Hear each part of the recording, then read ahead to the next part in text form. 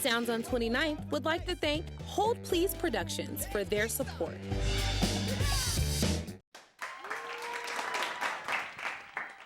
Hi, everybody.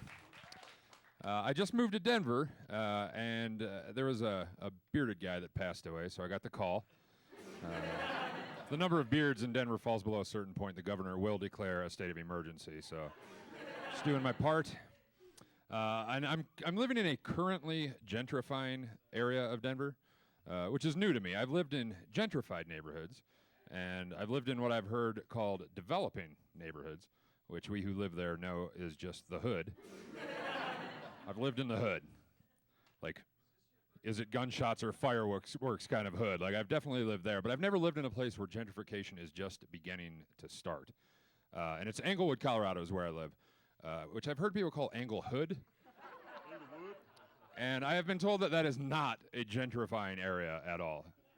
I beg to differ. 2 blocks from my house in Englehood is a massive yoga studio. Strike one. Now, across the street from that yoga studio is a holistic shop that sells healing crystals and spell books. Like Eye of Newt and Cauldron spell books, right? So I'd say the process has begun. But you know that it hasn't really taken hold yet, because right next door to the place that sells spell books in my neighborhood, which is a sentence I never thought I'd say while I was alive, is a custom auto painting shop that blasts mariachi music and Lil Wayne alternately, full volume all day long. So we still got some hood in us.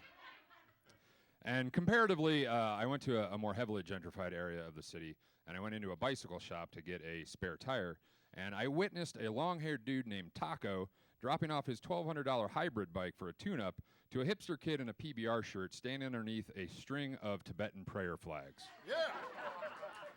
Which is the most cultural confusion that I have seen since the last time Kid Rock did literally anything. Yeah. So we're not quite to that level yet, but we are selling spell books, so it's coming. And I was given 2 pieces of advice recently about the new area that I live in. On the same day, the first piece of advice was, you have got to go to the Copper Pot and get bottomless mimosas on Sundays. It is so good. Okay, that's fair. A little Sex in the City for me, but mimosas are good. That's cool. And the second piece of advice I got was, yeah, you'll be fine down here, man. Just don't look any kids in the eye. What? Yeah, just don't make eye contact with any kids. They'll pop you. They'll shoot you for real. For looking at them.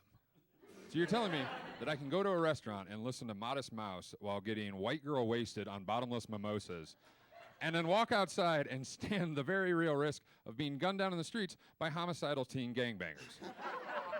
This is my kind of town, guys. I'm home. Y'all hear about Becky? Couldn't hold her champagne. Talk smack in the streets. Buck, dirt nap. Don't come from a lovely brunch and start tripping. This is Englehood, kid. And you know, gentrification is a complicated issue, and there's a lot of pros and cons to it. But one of the major downsides of gentrification is that it produces a lot of people that say things like, I'm not religious, I'm spiritual. You know those people? Yeah, I don't think they're spiritual. I think they're real good looking. If you're the kind of person that goes around saying things like that, you are extremely good looking, and you're probably not poor. Because the world won't put up with that kind of nonsense from ugly poor people, you know what I mean? Like, I can't go around namaste-ing everything. I'm broke and I've got man boobs. Nobody's putting up with that from me. But if you're good looking enough, then people aren't going to call you out because they're too busy pretending they know what namaste means, so that you'll keep talking to them. And that word literally means the soul in me recognizes the soul in you. Just say hi. That means the same thing.